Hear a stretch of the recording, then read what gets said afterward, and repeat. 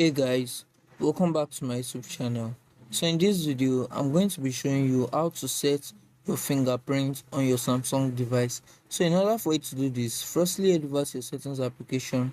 Then in settings application, you scroll up till you see lock screen.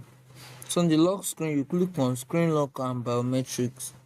So you just input your lock screen password. Then when you input your lock screen password, then you click on fingerprint.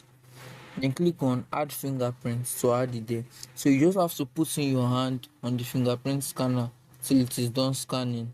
So I'm going to put in my hand on the fingerprint sensor now.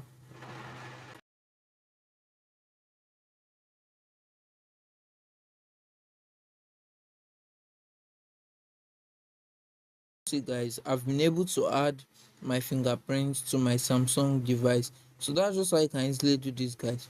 If you find this video very helpful, don't forget to smash the like button and subscribe to this channel for more tips like this.